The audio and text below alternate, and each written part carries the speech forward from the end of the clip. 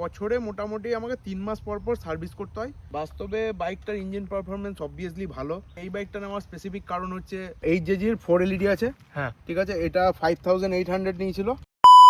Welcome back to another video. তো বন্ধুরা, আমরা একটা বাইক কেনার আগে কি দেখি সাধারণত? লুকস, পারফরমেন্স, মাইলেজ আর ইউটিউবের কিছু রিভিউ।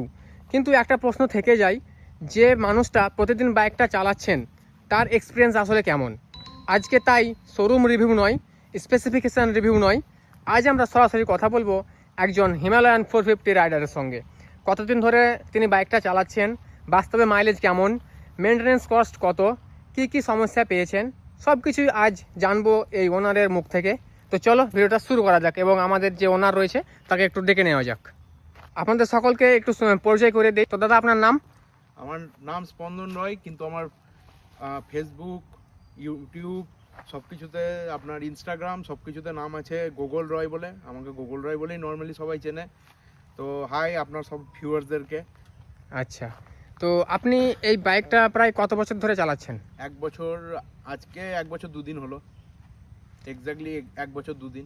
আচ্ছা, প্রথমে প্রশ্নটা খুব সিম্পল।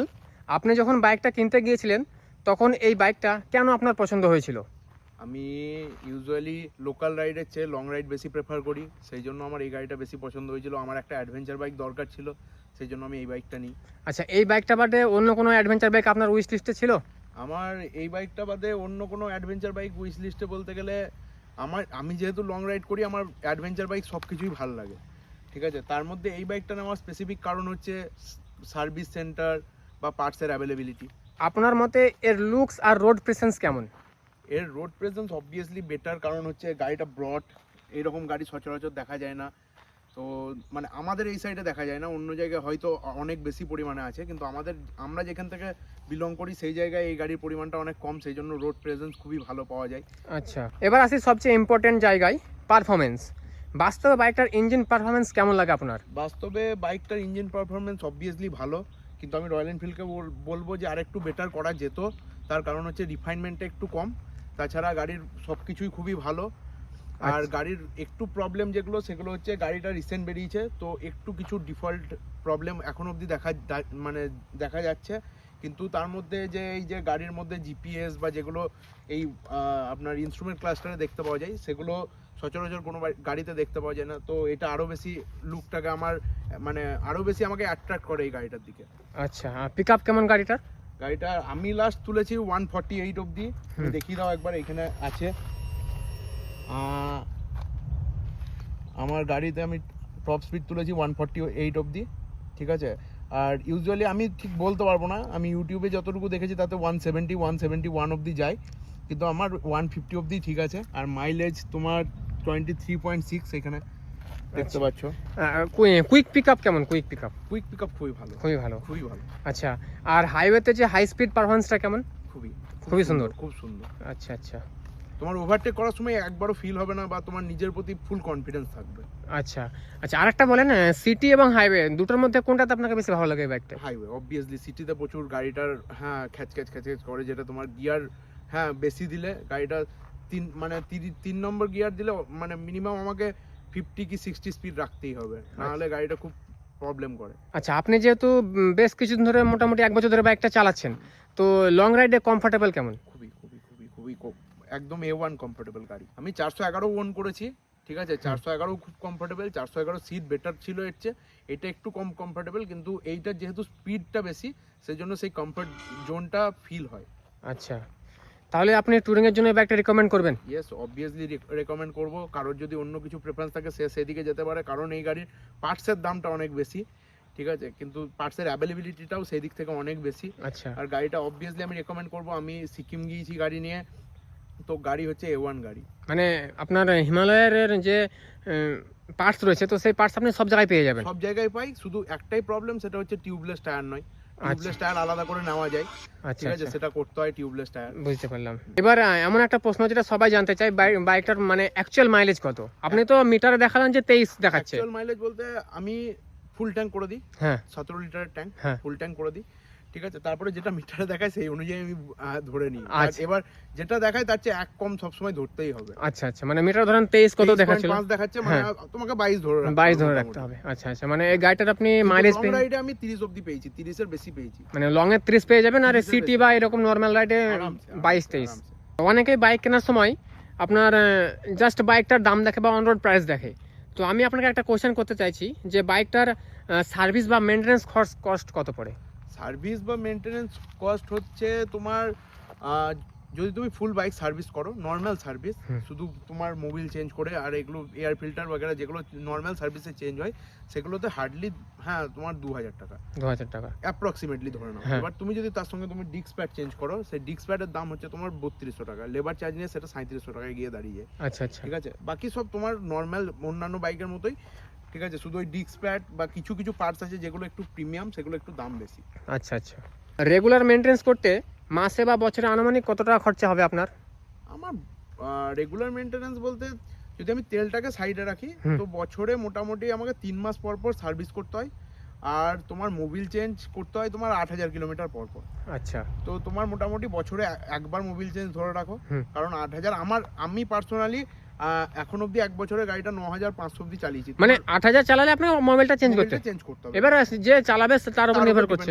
এবার সে ধরেন এক মাসে 8000 কিলোমিটার চালাতে পারে। হ্যাঁ, চালাতে পারে। এবার এক বছরের মধ্যে আমার মেইনটেনেন্স কস্ট যদি বলো তো আমার মানে তোমার ডিস্ক প্যাড সবকিছু নিয়ে অলমোস্ট তোমার 20000 কি 25000 লেগেছে, মানে এক বছরে? হ্যাঁ, এক বছরে। আচ্ছা আচ্ছা, এবার যে যেরকম চাবে তাতে তাতে আমি সিকিম রাইড করেছি সবকিছু ধরার পরে, ঠিক আছে, তোমার মোটামুটি মেইনটেনেন্স কস্ট 20000 ধরে রাখো, তার কমও হতে পারে। আচ্ছা আচ্ছা, একটা অনেস্ট অ্যান্সার চাই, যেটা হচ্ছে যে এই বাইকটায় এমন কোনো সমস্যা আপনি পেয়েছেন যেটা আগে জানলে ভালো হতো?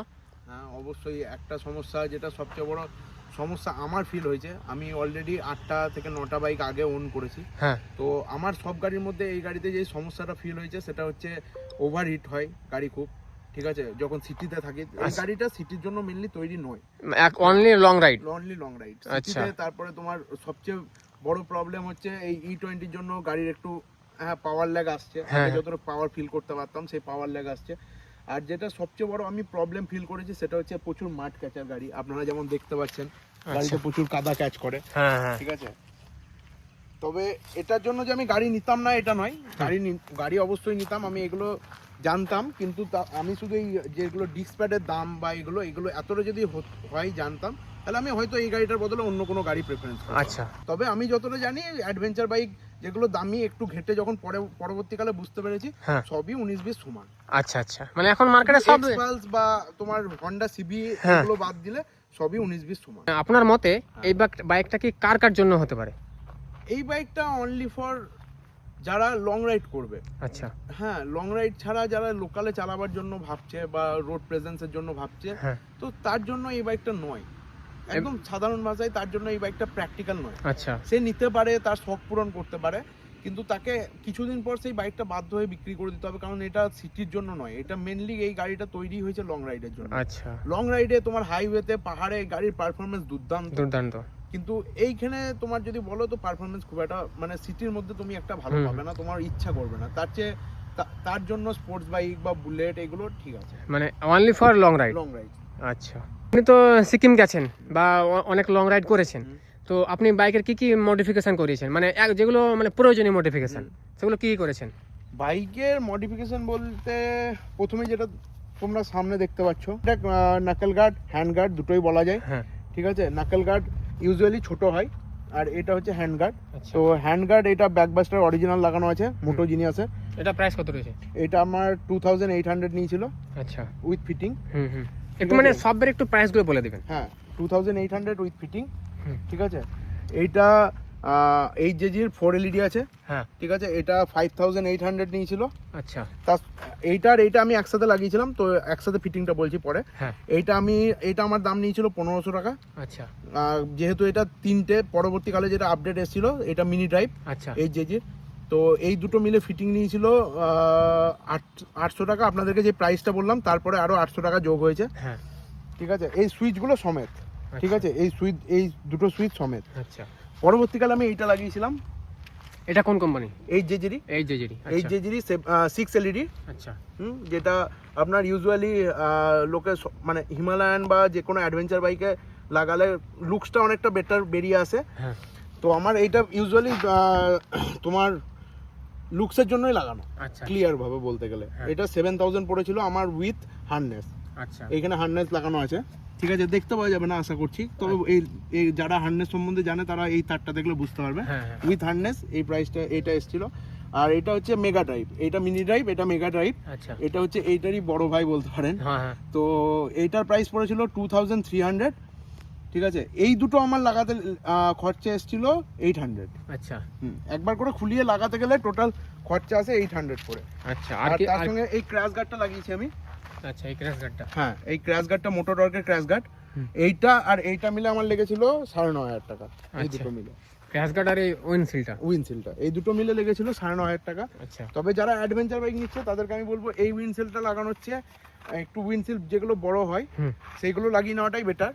বিকজ হ্যাঁ এইটা লাগানো যেই দাম পড়বে তার চেয়ে এইটা খুলে দিয়ে এটা বড় যেটা অ্যাডভেঞ্চার উইন্ডশিল্ড আছে সেটা লাগিয়ে নেওয়াই বেটার, যাতে ধরেন বাতাসটা মানে একটু অবরোধ করে। এইটাতে আওয়াজ আসে, আচ্ছা সোজা ভাষায় এটাতে আওয়াজ আসে। ওইটা কি ইনবিল্ড থাকে তো টোটালটা হ্যাঁ, অবধি হ্যাঁ। ইনবিল্ড থাকে, তো আওয়াজ আসবে না। আচ্ছা তো সেই জন্য তোমার ভিউয়ারদের জন্য সুবিধার্থে আমি এইটুকুই বলবো যে এইটা যখন লাগাবে তোমরা শোরুমেই বলতে পারো এটা চেঞ্জ করে দিয়ে একদম টোটালটাই অ্যাডভেঞ্চার উইন্ডশিল্ড লাগিয়ে দিতে।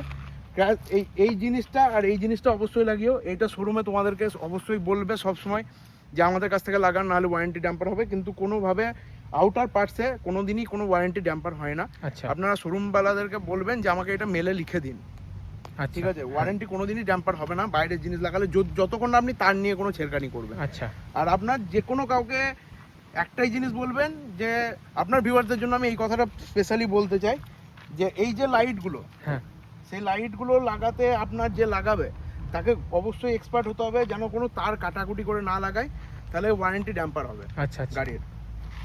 আর আপনার ভিউয়ারদেরকে এইটুকুই বলবো যে ভাই নতুন ভিডিও বানাচ্ছে বা ভাই অনেক দিন থেকেই ভিডিও বানাচ্ছে, চেষ্টা করে যাচ্ছে, ভাইকে অবশ্যই সাপোর্ট করবে, সবাই সাপোর্ট করবে, প্রত্যেকজন ভাইকে সাপোর্ট করবে। ভাই এরকম আরো ভালো ভালো ভিডিও নিয়ে আসবে তোমাদের জন্য।